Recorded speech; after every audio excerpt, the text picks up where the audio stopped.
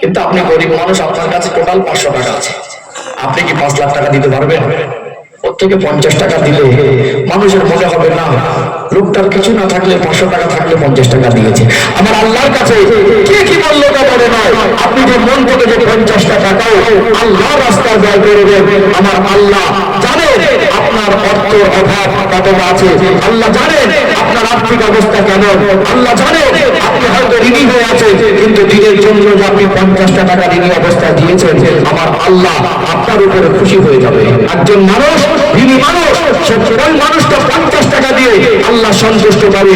একজন 500 কোটি টাকার মালিক, সে 5 লাখ টাকা দিয়ে যে আল্লাহ সন্তুষ্ট পাবে, একজন গরিব মানুষ 50 টাকা দিলেও সেই আল্লাহ সন্তুষ্টি পাবে।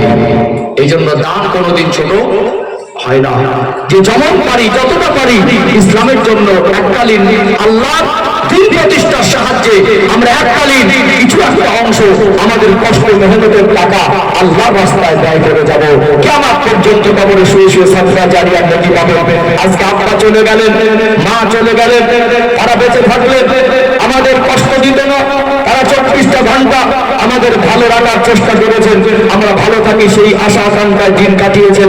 আজকে বাবা মা কবরে চলে যাবার পরে আপনার আত্মীয় স্বজন, বন্ধু বান্ধব, শ্বশুর শাশুড়ি যারা আসে তাদের পেছনে 1000 2000 টাকা খরচা করে তারা চলে গেল, মানে বলুন তাদের জন্য কিছু আল্লাহর রাস্তায় ব্যয় করা, তাদের মাগফিরাতের জন্য সন্তানদের উপরে দায়িত্ব আছে না নেই? আছে না? বিশ্বাস করুন এই প্রতিষ্ঠান কিয়ামত পর্যন্ত থাকবে, এই প্রতিষ্ঠান কিয়ামত পর্যন্ত থাকবে। আল্লাহ রাস্তায় কিছু একটা অংশ যদি আমরা ব্যয় করতে পারি সাদকা জারিয়ার নেকি পাবো। ইযা মাতাল ইনসানু ইনকাতা আনহু আমালুহু ইল্লা মিন সালাসাতিন ইল্লা মিন সাদাকাতিন জারিয়াতিন আও ইলমিন ইনতাফাউ বিহি আও ওয়ালাদিন সালিহিন ইয়াদউ লাহু। আল্লাহ নবী বলেন মানুষ যখন মারা যায় তার সব নেক আমলের দরজা বন্ধ হয়ে যায়, ইল্লা মিন সালাসা, মাত্র 3টে দরজা খোলা থাকে। কটা? ইল্লা মিন সাদাকাতিন জারিয়া, এর মধ্যে একটা হলো সাদকা জারিয়া। যে সাদকা জারিয়া, এই মাদ্রাসায় দান করলে সাদকা জারিয়া হবে, মসজিদে দান করলে সাদকা জারিয়া হবে, একজন মানুষকে কিতাব কিনে দিলে, একজন এতিমকে তাকে দ্বীন শিক্ষার জন্য সহযোগিতা করলে সাদকা জারিয়া হবে, হবে না? কিয়ামত পর্যন্ত কবরে শুয়ে শুয়ে সব পাবো।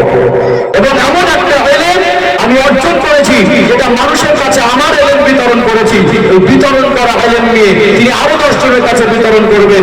এই ইলম যেটা আমি অর্জন করে দিনের ইলম মানুষকে দিয়েছি, এর বিনিময়ে কবরে শুয়ে শুয়ে সব পাওয়া যাবে।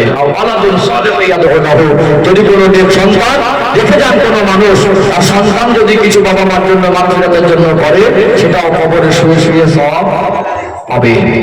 তো ঠান্ডার সময় বেশি রাত করা ঠিক হবে না। বহু বয়োজ্যেষ্ঠ আমার মুরব্বী বাবাজিরা আছেন, আগের মতো শরীরে শক্তি নেই, এখন কিছুক্ষণ বসলে মাজায় ব্যথা, কোমরে ব্যথা, কষ্ট হয়। বেশিক্ষণ বসে থাকা সেটাও কষ্ট। কিছু কিছু মানুষের ভিতরে আবেগ নিয়ে এখনো বসেছেন, কি হয় যে সারাদিন ক্লান্ত শরীরে একটু বিছানা যেতে মন চায়, তারপরেও আল্লাহর জন্য মাদ্রাসাকে ভালোবেসে, তলেবে ইলমকে ভালোবেসে, রাসূলকে ভালোবেসে, আখিরাতে নাজাত পাওয়ার আশায় চোখে জমে আপনারা বসে আছেন।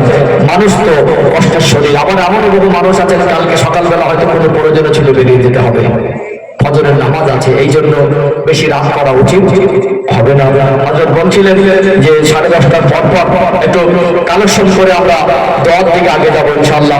আমি আগে অনুরোধ আপনাদেরকে করি, টাকা যদি দিতে নাও পারেন মজলিসের পরিবেশটা নষ্ট করবেন না। কি বললাম?